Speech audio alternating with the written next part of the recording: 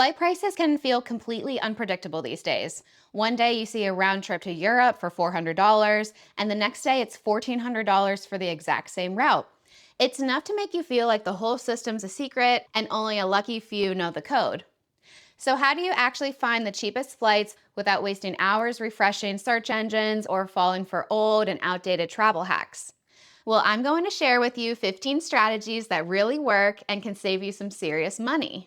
I'll show you how to identify the hidden factors that drive up prices and how to use them to your advantage. And if you use points or miles, we'll talk about how to stretch them even further. My name is Mary, and I teach you how to maximize your points, miles, and money so that you can travel the world for nearly free. Now let's get into it. Strategy number one, book your flights before hotels. This might sound obvious, but it's a crucial first step that many people get wrong. Flights are almost always the most variable and least flexible part of your trip in terms of price. While hotel prices can also fluctuate, their availability is generally going to be far more predictable. Hotels can also be canceled or rebooked with much more flexibility, often for free, up to 24 to 48 hours before your stay. Flights, on the other hand, often have hefty change fees, if you can even change them at all, based on the fare that you book. By locking in your flight first, you secure the biggest part of your travel budget and can then plan your hotel around your confirmed travel dates. This prevents you from booking a non-refundable hotel only to find out that the flights for those same dates have tripled in price. And you would be shocked at how flight prices can vary by hundreds of dollars if you just shift your dates slightly. And if you travel with a family, then just shifting your travel dates based on airline prices can save you more like $1,000. Strategy number two, consider repositioning flights. This technique can save you hundreds of dollars, especially on international trips. Instead of booking a direct flight from your home airport, you book a separate, cheap flight to a major international hub first. This is called a repositioning flight. For example, flying from Dallas, DFW directly to Europe might cost $1,200. But what if you book a separate one-way flight from Dallas to New York, JFK, for $200, and then a flight from JFK to Europe for $500? Your total cost drops to $700, almost cutting the price of your flight in half. This works because major hubs like New York, Los Angeles, and Chicago often have far more competition and special deals on international routes. The key is to leave yourself enough time between these flights, at least 4 to 5 hours in case of delays, and to be mindful of baggage. If you have extra time in your schedule, it's not a bad idea to do your repositioning flight one day in advance so that you definitely don't miss your long haul flight. And it also gives you the opportunity to build another city to explore into your itinerary. Repositioning flights do add a level of complexity to your travel, but for big savings, it's a strategy worth considering. And not only can you use this technique for cash fares, but you can also do this for points and miles travel as well. Sometimes you might not find Save or Reward space out of your home airport for a destination, but you find it from another airport that you can easily reposition to. This opens up the door for way more award redemptions because you aren't confined to just the award space out of your own home airport. Strategy number three, the best days to fly. Did you know that there are a few days of the week where it's generally cheaper to fly? It's true. In general, flying midweek, Tuesdays, Wednesdays, and Saturdays are almost always cheaper days to fly to another destination. This is because these are the least popular days for both business and leisure travelers. Travelers are usually working around their school or work schedule, so people often try to book Friday to Sunday trips to avoid taking more PTO at work or missing more school days. And although that will save you in that aspect, it will cost you more money. In general, you'll want to avoid flying on Fridays and Sundays. These are usually the busiest and most expensive travel days because people are trying to maximize their weekend trips. By shifting your flight by just 1 or 2 days, you can often see a significant price drop. For example, a flight departing on a Wednesday and returning on a Saturday is almost always more affordable than one departing on a Thursday or Friday and returning on a Sunday. Strategy number four, the power of Google Flights. If you're not using Google Flights, you're leaving money on the table. This is arguably the single most powerful free tool for finding cheap flights. Its interface is incredibly intuitive and it pulls data from almost every major airline. You can filter by almost anything: airline alliance, number of stops, baggage policies, layover duration, and price. And the date grid and price graph are game changers. They show you prices for a full calendar month so you can visually see which dates are cheapest without having to search a dozen times. If you look for the green dates on the calendar, then you'll find the best deals. And if you keep your dates blank when you're searching destinations, then you can actually search month to month to narrow down on the best flight deals. Google Flights can also send you alerts, and that's easy to set up. So you can book a flight that's cancelable and then set alerts with Google Flights for them to track if flight prices drop.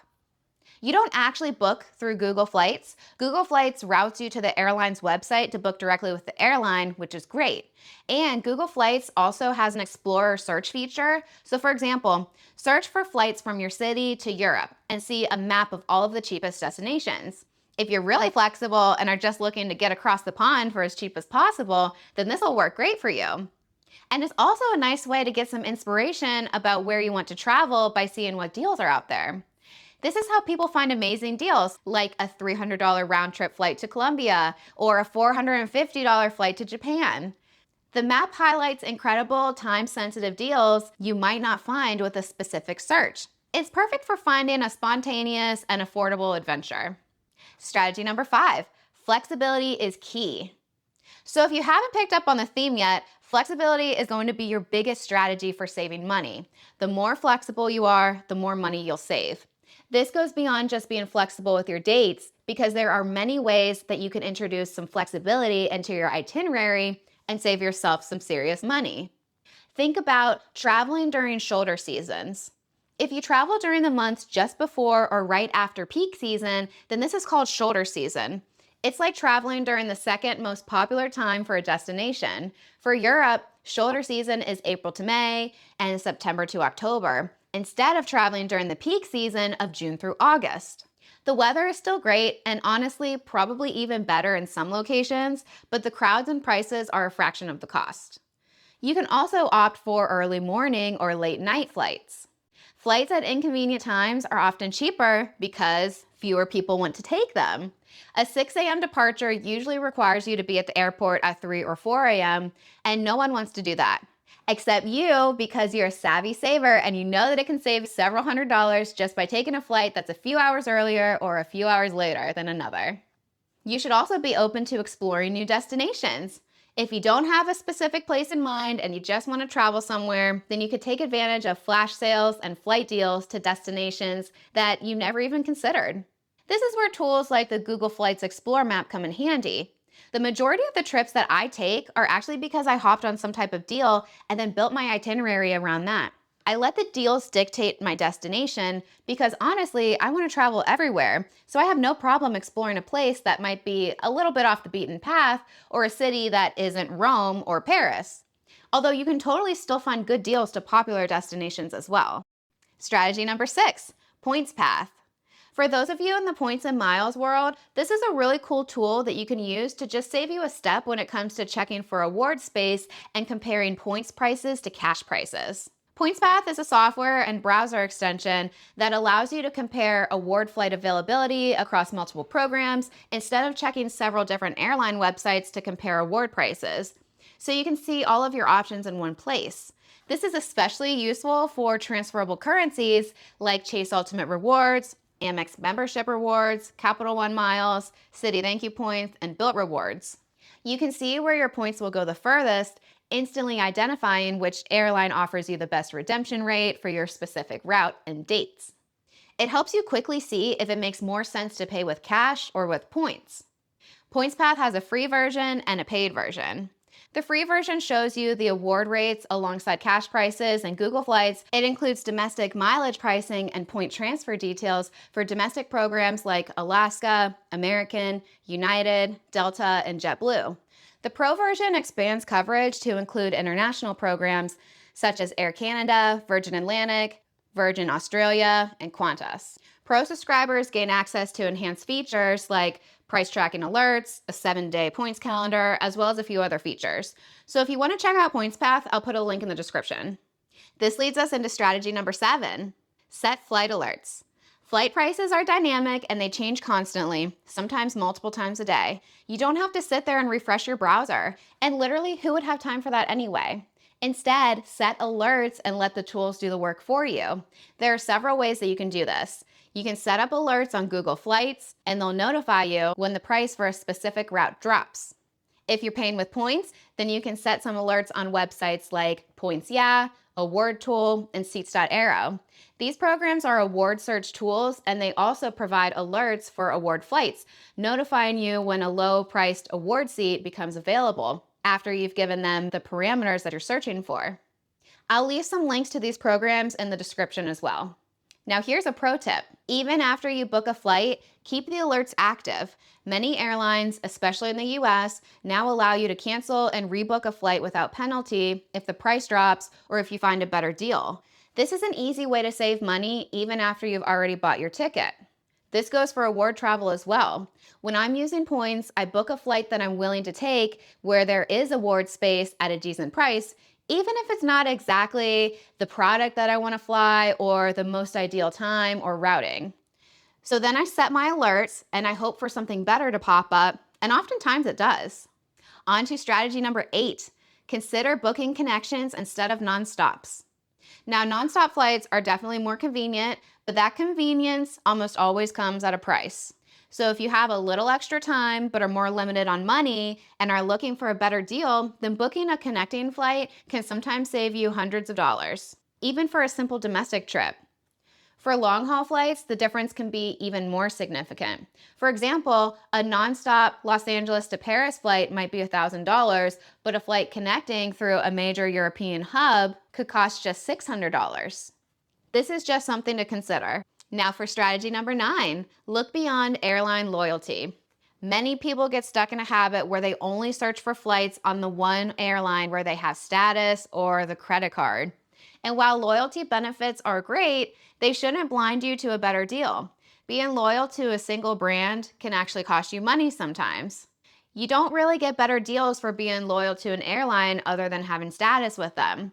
So sure, you might get free bags with their credit card, but you can also have that credit card and still be open to flying other airlines if the price is more competitive. Always compare prices across multiple airlines. Sometimes a non-hub carrier or a low-cost airline that isn't part of your preferred alliance will be significantly cheaper. So forcing yourself to use one airline can mean missing out on a flight that's half the price. Next up, strategy number 10, fly outside of airline hubs. Airlines often have less competition at their hub airports, which allows them to charge higher prices. So if you live near a large city with multiple airports, check all of them. For example, if you live in New York, don't just check JFK, look at Newark and LaGuardia as well. Sometimes a smaller secondary airport will have a low-cost carrier or a different airline offering a much better deal. This strategy can also pair perfectly with the repositioning flight trick. Now for strategy number 11, compare round trip versus one-way tickets. So make sure that you check the prices for both options. Don't just assume that a round trip ticket is always the cheapest, because sometimes you might be surprised. Sometimes booking 2 one-way tickets can save you money, especially if you mix airlines. And it can also give you more flexibility if you need to cancel one direction only. One-way tickets are also a fantastic way to do an open jaw trip, which means flying into one city and out of another, or for using miles on one leg of your journey and then paying cash for the other. This gives you maximum flexibility and allows you to build the best possible itinerary. Now, traditionally, booking one-way international cash fares are going to be a lot more expensive than round-trip tickets, so make sure that you take a look at that. Now that leads us into strategy number 12, to check prices for one passenger versus multiple passengers. So there's this thing called fare buckets. Airlines sometimes price all tickets in a group at the highest available fare. So for example, if you search for 4 people and there are only 3 seats left at a low price and 100 seats left at a high price, that airline might price all 4 tickets at the higher price. To get around this, first, search for a single passenger to see what the absolute lowest fare is. And then, if that price is still available, book as many tickets as you can at that fare before booking the rest separately. This can save you hundreds of dollars on a family trip. Strategy number 13, change your location to unlock discounts. Now, this is kind of a niche thing, so this strategy works best for certain routes, especially in South America, where airlines sometimes offer different prices based on your country of residence or point of sale. You can use a VPN to change your digital location or simply go to the airline's regional website. For example, check the US version of the airline site and then switch to the site for Argentina. The price might be significantly different, though it might also show up in a different currency, so be prepared to do some math and make sure that you pay with a credit card that does not charge fees on foreign transactions. Again, this is a niche thing for specific locations, particularly in South America, but a good idea to keep in mind. Next up, strategy number 14, when to book flights. Timing matters. The golden rule of booking is to find the sweet spot, which is the window of time where prices are at their lowest before they start to climb. Now, this can change, and there's so many variables that go into prices, and they can go up or down, but here's a general timeline of some sweet spots to look out for when you're booking your flights. For domestic flights, book 1 to 3 months out. Now, I kind of consider this to be a little bit last minute though, so I would have a cancelable ticket booked and then really start checking prices for better deals when the flight gets to be 1 to 3 months out. For international flights, book 3 to 6 or even 8 months out. For holiday and spring break travel, book as early as possible, sometimes 9 to 12 months out. These flights are in high demand and prices will only go up because this is when everyone wants to fly and airlines know that. For points and miles flights, booking earlier is always better. Airlines release the cheapest saver award seats far in advance, and they can disappear quickly. So my personal rule is to book something flexible early and then set alerts for better deals. If the price drops, you can rebook or get a credit. Strategy number 15, flying with points, multiple ways to save. So points and miles aren't just for booking award flights. They give you even more flexibility and allow you to pay yourself back for the great cash deals that you find. So all of these techniques can still apply to you even if you only book flights with points. Now, if you do book award flights, book them early, so secure those saver level seats before they're gone. This is the traditional way to get maximum value from your points because prices tend to go up once the saver level availability is gone. But you can also pay yourself back for cash fares. This is a great strategy to capitalize on some cheap cash fares, but use your points instead of cash. Once you find a cheap flight, you can simply erase the cost of the points and reimburse yourself. Capital One miles can be reimbursed at 1 cent per point on travel by using what they used to call their purchase eraser feature, so you'll get a statement credit for any travel that you redeem this way. Chase points can also be redeemed for a statement credit and give you 1 cent per point, and some specialty cards like the Aeroplan card give you 1.25 cents per point. The Aeroplan limit is up to $2,000 in travel spend. This is a great way to get a good return on your points without worrying about finding specific award availability and while still being able to book directly with the airline instead of travel portals. Citi and Amex points can also be cashed out for statement credits, but this is at less than 1 cent per point, so not a great value. The exception to this is if you have the Schwab Platinum card with Amex, then you can cash out your points at 1.1 cents each up to 1 million points. And finally, you can use travel portals. Chase, Amex, Citi, and Capital One all have travel portals that allow you to book flights, hotels, and even more using your points. With some Chase cards, you can now get points boosts, which means that your points can be worth more than 1 cent each whenever you book through the portal. I have a whole video on the Chase points boost that you can check out for a full breakdown. Flight miss you can ignore. Now, we have covered a ton of awesome strategies that you can use that will save you money, but I also want to clear up 2 of the most common money-saving hacks that are absolute myths that I hear all the time. Clearing cookies affects prices. False. Airlines are not that advanced to be able to track that and then provide you with a personalized price. And that's not how fare buckets work. Airlines have sophisticated dynamic pricing algorithms that are based on demand, inventory, and other real-time factors, not your browser history. You don't need to go incognito to get the best deal because it doesn't make a difference. The next one, flights are always cheapest on Tuesdays. Also false. While Tuesday is often a cheap day to fly, prices update constantly, sometimes multiple times per day. The day that you book is far less important than the day that you choose to fly, and there's no evidence to support that deals are better when booking on a Tuesday compared to any other day of the week. The best deals can pop up at any moment, so whether you're paying cash or using points, remember, flexibility Early booking and smart use of alerts and points can save you hundreds or even thousands on your next trip. Now that you know how to book cheap flights, maybe you're a little curious about points and miles travel. If you want to learn more about that, then click into this next video here. If you're already in the know with points and miles and want to learn to maximize your rewards, then you're going to want to click into this video right here. Go ahead and click into either of those videos, and I'll see you over there.